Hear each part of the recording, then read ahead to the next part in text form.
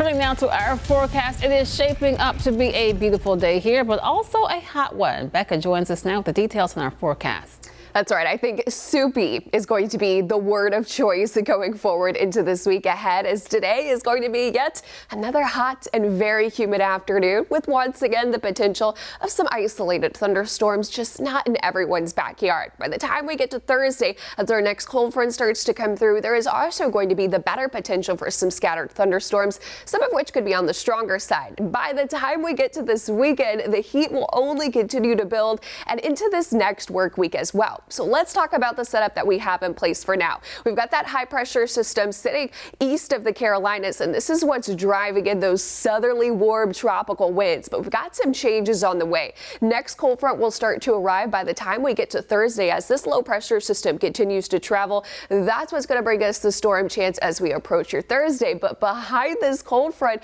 will feature some drier and some slightly cooler air by the time we get towards the end of the work week. Now, as we look ahead towards Thursday's severe weather risk, you'll notice some of our counties are encompassed under a low to medium risk. This is mainly going to be for a few thunderstorms that could produce hail up to around a quarter size, as well as the potential for around 60-mile-per-hour winds. Again, not everyone's going to be seeing them though. A couple of storm chances will be possible later on today. I'd say the best coverage is going to be for the high country, that is mountains, foothills, all the way up to the northern Piedmont, popping up between around 2 to 4 o'clock. Then by the time we get to Thursday, it's going to be a little bit more widespread. So here we go. 3-4 o'clock, we start to see a couple of storms start to develop in and across the Charlotte metro. Again, not everyone sees it. By the time we get to Thursday night, most locations will stay dry. So I want to show you what that's going to do with the peak heat index value. So for today, it's up to around 97. It peaks tomorrow near 100. But by the time we get to Friday with that slightly cooler air behind that cold front, it's going to feel like 93 before that heat really starts to build as we approach this weekend. Here's what's going on in the upper levels of the atmosphere by the time we get to Sunday and Monday. It's going to be what's called a heat dome. That dome forces the air to sink to the surface, leading to days of just incredibly hot weather. It also suppresses clouds and rain. So blazing sun is what we have forecasted, especially from Sunday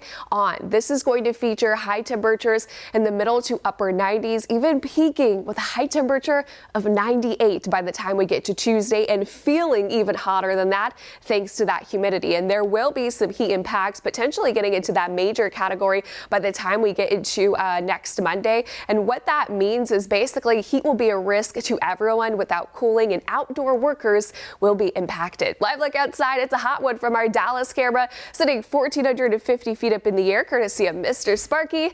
Mostly sunny skies out there. Temperatures in the lower 80s. If you're headed off to the Knights game later on this evening, it is Bark in the Park, and it's going to be feeling like 93 by the time we get to 7 o'clock, starting to cool down at least with actual high temperatures in the lower 80s by the time we get to around 9-10 o'clock. Your Juneteenth forecast is once again going to be a hot one. Again, the morning hours will start off dry and temperatures in the middle to upper 70s by around lunchtime, 87, with high temperatures reaching the lower 90s once again.